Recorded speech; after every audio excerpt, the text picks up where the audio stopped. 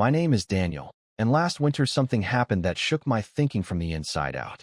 It didn't come from a book, a teacher, or some motivational video. It came from a stranger, a silent old man with sharp eyes, who sat next to me on a cold morning when I least expected it. The day started like all miserable days do: gray sky, wet air, and a heavy mind. I had just left an interview that went terribly wrong. My voice had cracked, my hands had shaken, and every answer I gave sounded like it belonged to someone who didn't believe in himself. When I walked out of the building, I felt like a fraud pretending to be an adult. I headed to the bus stop, trying to stay invisible. The bench was cold, the wind sharper than usual.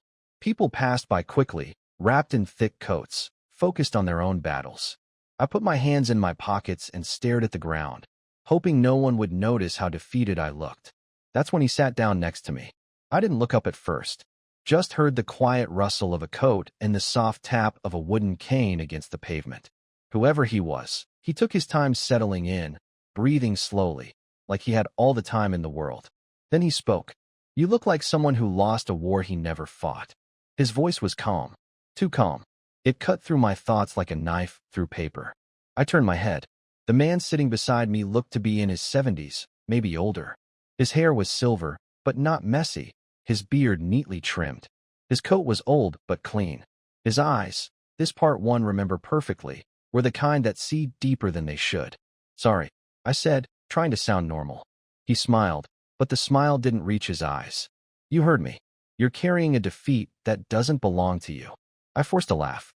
"It's been a bad day." He shook his head. "No, a bad day doesn't bend the spine. A bad belief does." That sentence froze me. A bad belief. I didn't know what he meant, but something about those words felt too accurate. Before I could reply, he continued. "Tell me, young man, whose voice is it that tells you you're not enough?" I stared at him, confused, annoyed, impressed, everything at once. "I'm sorry, but I don't even know you," I said. He nodded. "You don't need to know me to answer. The voice has been in your head for years. You just never questioned it." For a moment, I wanted to walk away. Who was this old man to talk like he knew my life? But something in his tone, steady, unhurried, almost surgical, made it impossible to dismiss him. "My interview went badly," I finally said. "I wasn't confident. That's all." He raised an eyebrow. "And that means what?" "That I'm not good enough for the job." "No," he said. "That means you're not good at interviews." Two completely different things.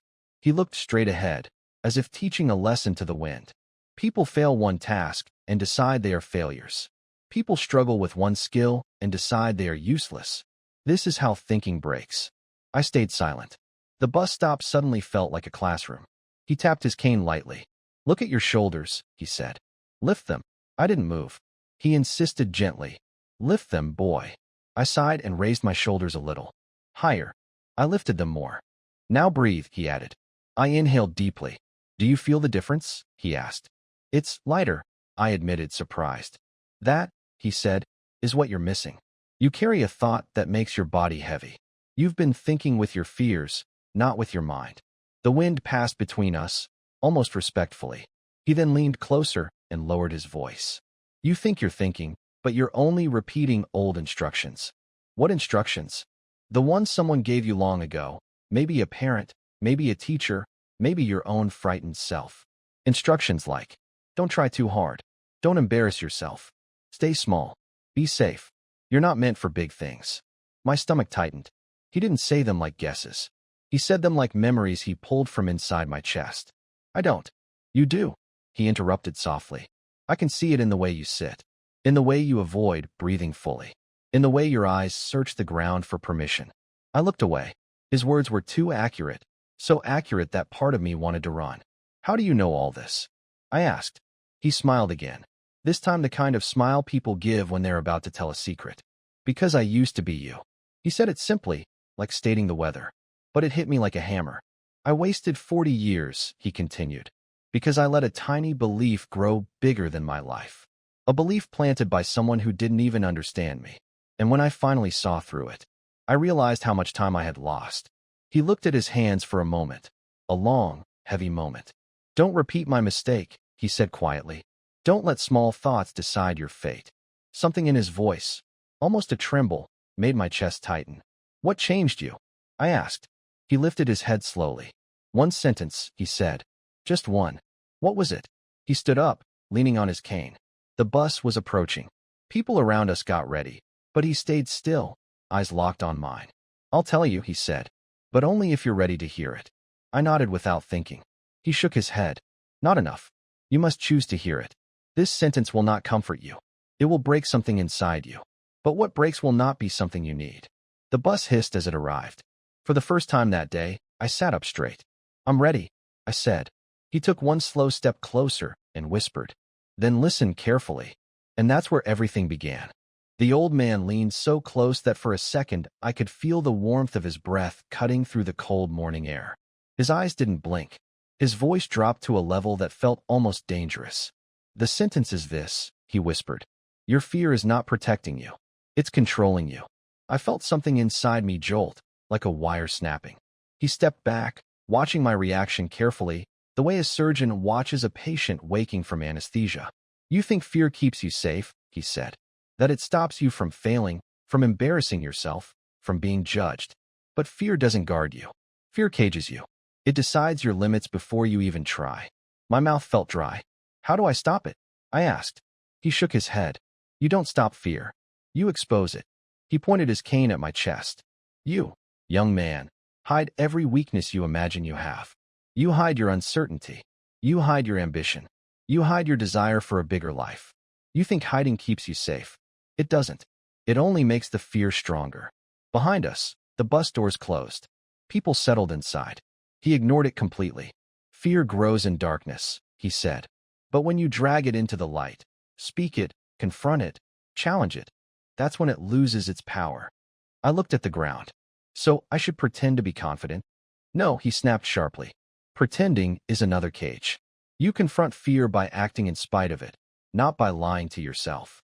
He tapped the bench lightly with his cane. Tell me something you're afraid of. I hesitated. The truth felt too raw. He waited, patient but unyielding. I'm afraid I'm not good enough, I finally admitted. He nodded. And now say it again. Louder. I'm afraid I'm not good enough. Again. I'm afraid I'm not good enough. Did the sky fall? He asked. I blinked. What? You spoke your fear out loud. Did the world collapse? Did you die? Did anyone hit you? No. You survived the sentence. That means you can survive the fear. His logic was brutal, but flawless.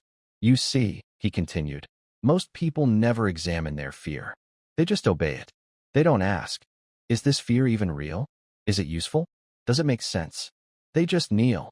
Something in the way he said kneel made my stomach twist. Stand up, he suddenly ordered. Confused, I got to my feet. He pointed at the building I had come from, the place where my interview had gone so badly.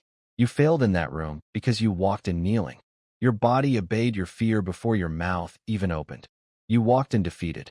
A man who walks in defeated can't win. I swallowed hard. His words hurt, but they were true. If you go back tomorrow, he said, and walk in standing, not pretending, but choosing, you will not be the same man. The doors of the next bus opened with a long hiss. This time he looked at it. This one is mine, he said. He stepped toward it, then paused and glanced back at me. Remember, fear is loud, but it doesn't have authority unless you give it authority. And with that, he disappeared into the bus. His sentence kept echoing. Your fear is not protecting you. It's controlling you. The bus pulled away, leaving a thin trail of steam in the cold air. I stood there, frozen, not from the weather, but from the weight of everything he had said. The street suddenly felt louder. Cars passed. People talked. Life moved normally. But inside me, something had shifted. I walked slowly toward the building where my interview had failed earlier. I didn't plan to go inside. Not yet. I just wanted to see it again, without the cloud of fear that had been sitting on my shoulders the whole morning.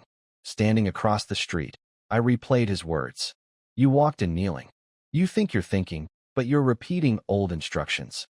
Your fear is not protecting you. It's controlling you.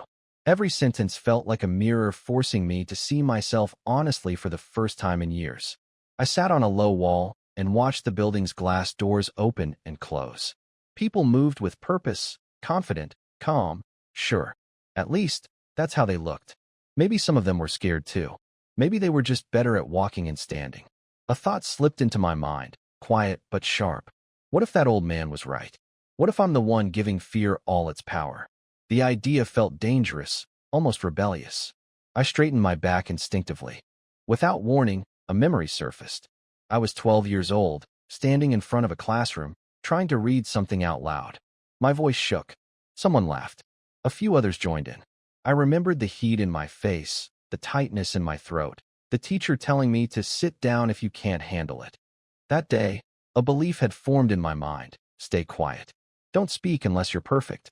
A belief planted by a moment I never questioned. The old man had seen it in me instantly. I took a slow breath. For the first time in years, it felt full and steady. I didn't walk into the building that day. I didn't suddenly become fearless or magically confident. Life rarely works like that. But I did something small, something that might look meaningless to anyone else. I walked home standing, shoulders up, back straight, feet firm on the ground.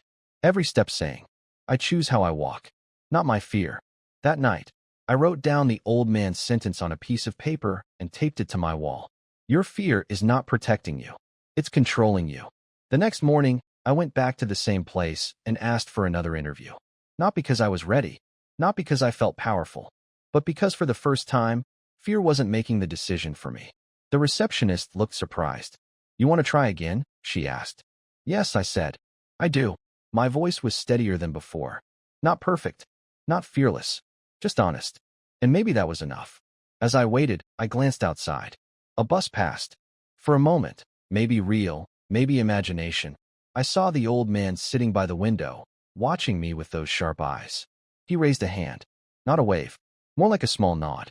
A nod that meant, now you're beginning. A nod that meant, stand, don't kneel. And then the bus was gone, swallowed by traffic. But his sentence stayed with me. It still does. If this story touched your heart, please subscribe our channel and like this video.